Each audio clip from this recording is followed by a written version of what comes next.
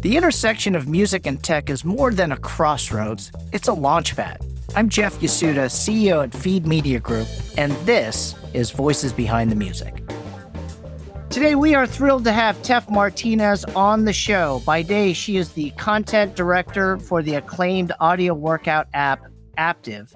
But by night, and for most of her career, she is a content virtuoso, specializing in design, video, audio production, social media, and photography. What have I forgotten? Oh yeah, she's also a Grammy-nominated and an award-winning audio engineer, songwriter, and artist. She has Grammy nominations for work as a vocalist on Claudio Corsi's album Era y Mar, and for work as a recording engineer on Jeremy Foxx's All My Tomorrows.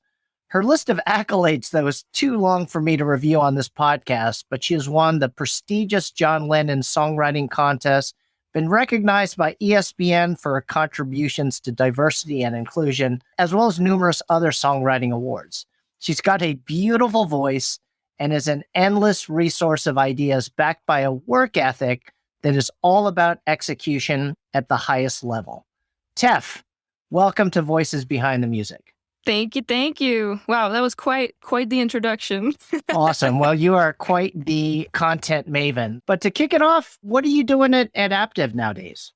Yeah, so I am currently the content director at Aaptiv. I oversee everything content, from content strategy to music licensing to essentially managing the trainers and the recording engineers that work on the content that gets put out. And what would you say? I mean, there are a lot of fitness apps out there. And what would you say sets Aaptiv apart from all the other fitness products out there? So our main thing essentially is we're doing audio-based fitness content, Right. Which means that, for the users, you're not having to be glued to a screen looking at a trainer. You're able to focus on what the trainer is saying as well as your form, which is super important when it comes to fitness because you don't want to get hurt doing any of this workouts. And I think another kind of special part about Aaptiv is its community. It's very active. We get constant feedback on all the features that we put out. It's great to see the trainers also interacting a lot with our users, which is something that we don't see very often in some of the other apps. We take pride in our community and kind of garnering those relationships and building from there so that we can get more user engagement. Yeah, totally. And I think community is so important. I remember, though, the first time I used Aaptiv was actually to do a guided run. And what's interesting, and to be honest, the first time I wasn't sure I got it, but when you're running, though, you don't want to be looking at your phone, right? I mean, you're going to crash into something. And as I kind of eased into it, I think within the first couple minutes, it was like, oh my God, now I get it. Now I get how this works. But congrats on all the success. Thank you. Yeah, and I think, to add to that is also the fact that, running with our trainers, for example, it feels like you're with a friend. It doesn't feel so much like a trainer telling you like, here, this is what we're going to do now. Right. Or, it feels like you're running with a friend. They're telling you life experiences and kind of like motivating you in your journey, essentially. So I think that's also special about Aaptiv as well. Very cool. Very cool. So now I want to spend a little bit of time talking about your transition per se. I mean, for starters, how did you get into fitness? So I've always been a pretty active person. I played soccer from my childhood all the way into college. I enjoy things like cycling and hiking and weightlifting. So that was kind of already something that I loved doing. And engineering, of course, on the other side was something that I was really passionate about. So when this opportunity at Aaptiv, came about, I thought it would be a great kind of fit for me just because not only would I get to use my engineering and content creation experience, but also I'm able to make a difference in other people's lives, when it comes to their health and fitness. Awesome. Now, I'd really love to spend a lot of time with your background as an artist, as a music recording engineer, as a songwriter. But before we go there, I want to kind of talk about this really interesting intersection around music, tech, fitness. For starters, how important is a curated music solution before a fitness workout? I believe that it's super important. Our trainers will take a listen to this music and they'll write their programming around the music that's provided to them.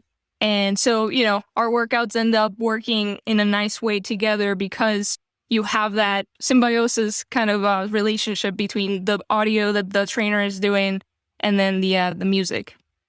Got it. So do you think just being able to play your own Spotify or Apple Music in the background is good enough?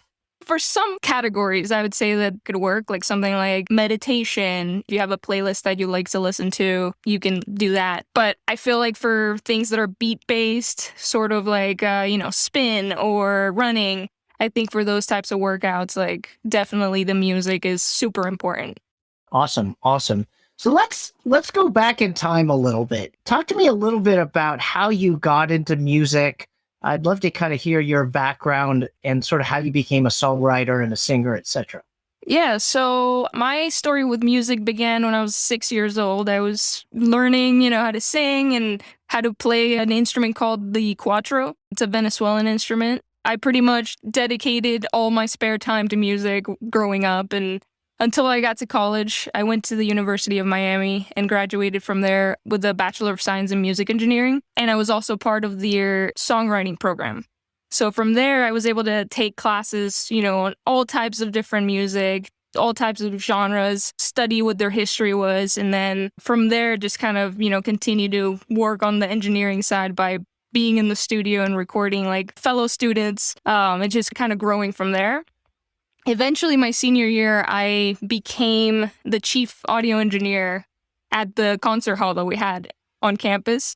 And so from there, I got some really cool opportunities like recording Jeremy Fox, which then got us the Grammy nomination, as well as recording the Despicable Me 2 theme song with the Frost School of Music marching band. No, very cool. So that was a really fun experience. And then from there, I just worked at studios. I worked at a studio specifically in Pompano Beach, Florida, called Power Station Studios. Everything I had learned in college kind of clicked there, and I learned the analog side of things. And then I went off to ESPN after that. I got my first real gig for say in the corporate world, and I got to mix all the big time shows like Sports Center and First Take. And that's basically what got me to this point. After that, I worked at Chewy. I basically built their whole audio department there, and I did all the post-production and production audio there. And then that landed me my gig at Aaptiv. Very cool. And is it unusual to be an artist and a songwriter as well as a studio engineer?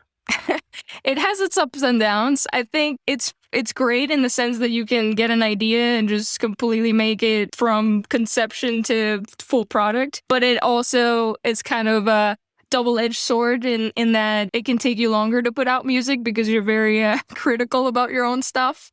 I tend to, as an artist, I tend to like to work with other producers more than producing myself, essentially. Got it. Now, what about singing and performance? Are you still performing at all? Was this something that you always did as a young kid growing up? I'm currently not performing anymore just because time is no longer a thing that I have much of these days. But growing up and at the at my college, we would do performances all the time. But I am looking to eventually get back into that world and be able to, whether it's live streaming a concert or playing live at some cafe. Very cool. Are you I know you have an incredible voice as a vocalist. Do you also play an instrument? Yeah, I play guitar, keys, bass. You get to learn a little bit of everything when you're kind of working at a studio. So yeah, no, that's great. And then I have to nerd out a little bit. Do you have a DAW of choice? Yes. Are you a Pro Tools gal, or what do you? Pro Tools gal, for sure. Yeah, I was always a Pro Tools guy myself. I started dabbling with a couple other DAWs as well. Right now I'm using that pre-Sonos, Studio One. Yeah. Which is pretty awesome. I mean, all of these DAWs I think are super solid. A lot of it, quite honestly, for me, comes down to what preamps, are kind of built in to get that warmth. There's just something about a preamp that's just so special. Yeah. So I actually have a U87. Well, of course you do. So I'm constantly trying to find the best signal chain, the best preamp that I can use. Right now, I just go through my Apollo, the UA Apollo. Which sounds amazing. Yeah. So, yeah.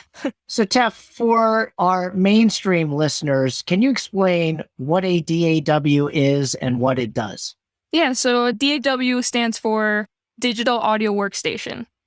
DAW is essentially a platform, a piece of software or program that allows you to bring in signal from your microphone or, any other instrument that you may have and record it and build out your whole, a whole song from it. You can record books, you can record any kind of audio content essentially on it and edit it and mix it and prep it for release essentially.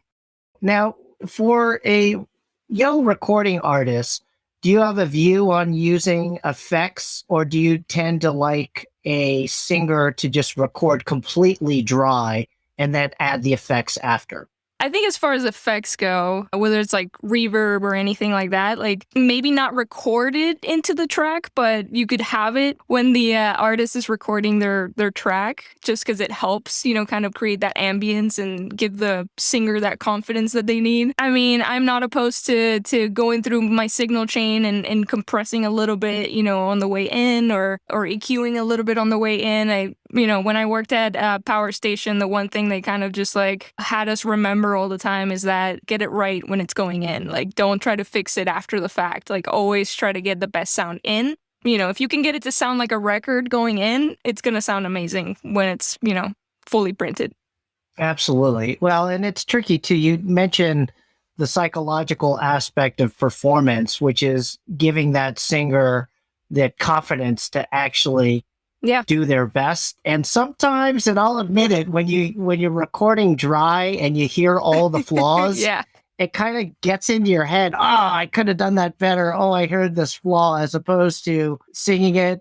It has a little bit of that wetness to it where it comes out and you're like, wow, this is great. And it gives you the confidence to sing the next line better. Yeah, because if not, you get into that mental kind of headspace where you're thinking of yourself technically, and then you're missing out on that performance aspect. And, that's kind of the more important. For me, it's better for me to sound like, you're putting out a good performance rather than technically doing it right. Absolutely. Absolutely. Well, and vocalists too, they get tired, right? When you can't have a vocalist doing his or her thing 20 times like you could with a guitarist, for example, to get the solo just right, per se. Yep.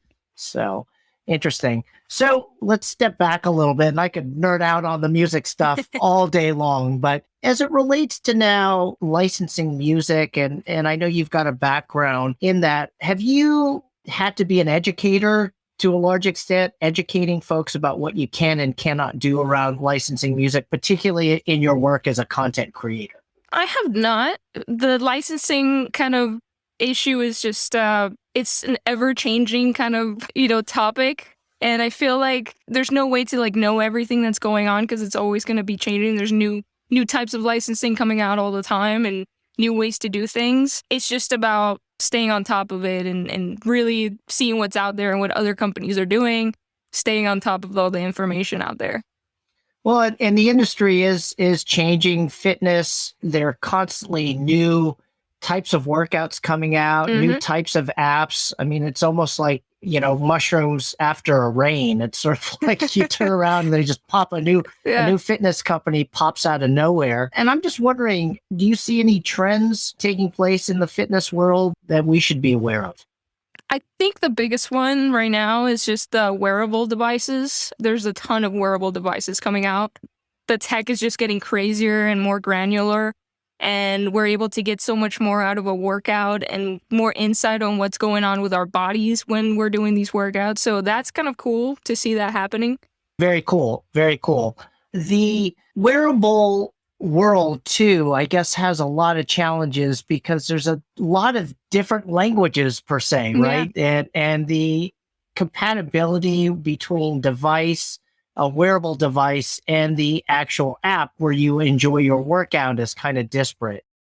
Now, as a musician, as somebody that's been in the music industry and sort of how you've transitioned from a recording artist to a recording or sound engineer, and then all of a sudden now moving to ESPN and then Aaptiv in the fitness world. Do you have any advice to a young person interested in getting into the music industry? Maybe even looking back at yourself when you were in college, would you have any advice to give?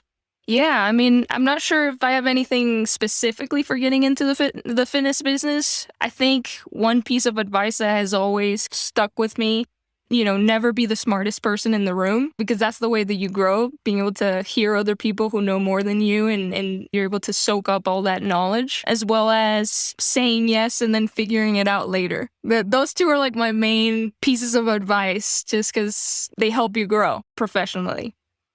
I love it. I love it. So let me ask a couple crazy questions that I always like to ask in rapid fire succession. What was the first album that you purchased? Oh man, I must have been like 10. And because I'm a millennial girl, probably One More Time by Britney Spears was my first album. Very cool. What about your first concert? First concert, Ricky Martin. It was free and my mom was a fan, so I had to go with her. Wow. You've been obviously around a lot of stars with your recording background, but can you share a starstruck moment that you had? Oh man. Maybe not so much with music related, but when I was working at ESPN, I had to mic up talent from time to time. And one of the people that I got the privilege to meet was Daniel Radcliffe from Harry Potter. So that was probably the one that I was like the most starstruck with, just because Harry Potter was such a huge thing. So yeah. Was he a nice guy? Yeah, he was great. Really, really nice dude. Very cool. And also there are a few questions I wanted to ask you on the music side, not necessarily on fitness, about trends. Do you think there's something that the music industry should be focused on, moving forward that could benefit everybody?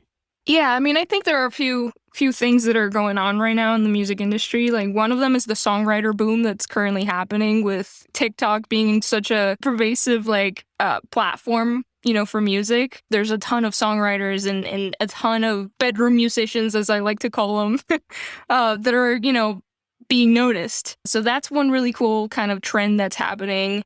And then it's interesting to see what's happening with spatial audio with Apple. All this stuff around the NFTs and being used in music. And, I'd love to see what happens with that. I'm not 100% knowledgeable on the topic, but it's definitely something I would love to see see it evolve and where it gets to.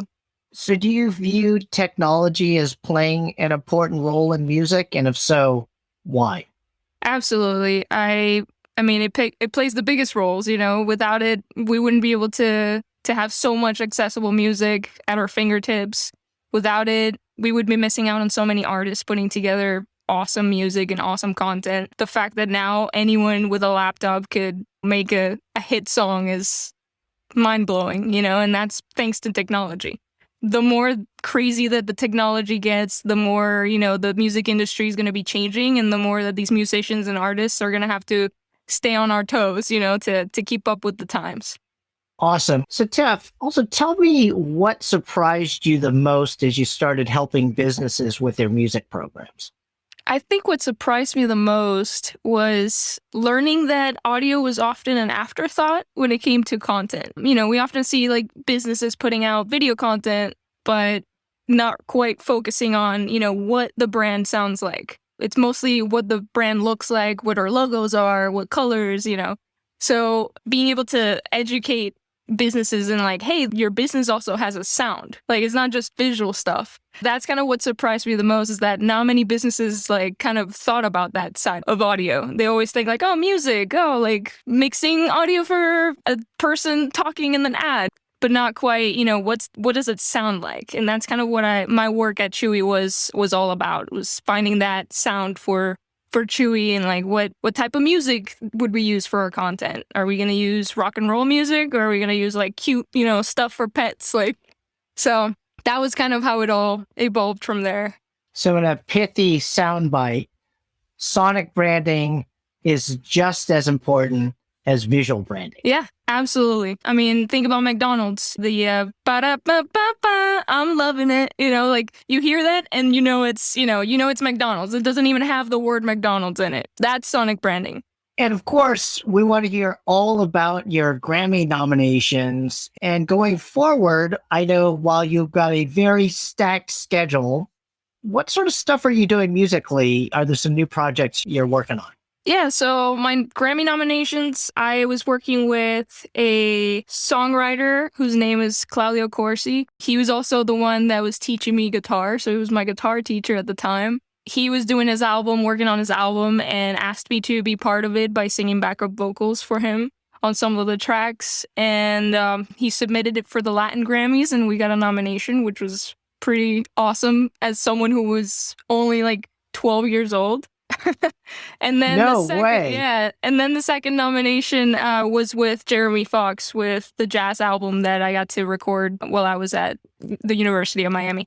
Very cool. And then as far as current projects go, I am currently working as Dad Audio Chick. I started a YouTube channel where I talk about all things audio and I review gear and plugins and things like that. But I'm also working on my album currently as well. It's a Latin pop album, but I'm including all kinds of fusions between, Latin and anything really that comes to mind. I don't like to put myself in a box when it comes to what genre I play. I like to explore fusions of different, styles and genres and put that Latin kind of style into it as well. Are you working with other musicians? Or are you playing all the instruments yourself? Oh, I'm definitely working with other musicians. That's too much pressure on myself. Very cool. Very cool. So Teff, also tell us, where can people find out about what you do in the fitness world? Yeah, so you can find my work on the Aaptiv app. You can download it on the iOS store or the Google Play Store. Or you could go to the website, www.aaptiv.com. That's aaptiv.com. And that's where you can check out all of our awesome trainers and awesome content that we've been putting out. And then what about some of your music projects as an artist?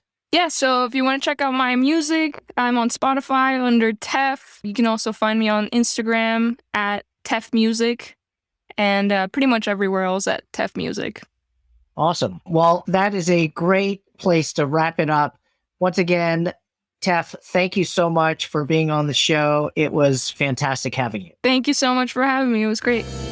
Thanks for listening to Voices Behind the Music, a Growth Network podcast production presented by Feed Media Group. We're on a mission to make it easy, fast, and legal for businesses to use music to power the most engaging customer experiences. Make sure to subscribe to the podcast wherever you get yours and learn more about us at feedmediagroup.com.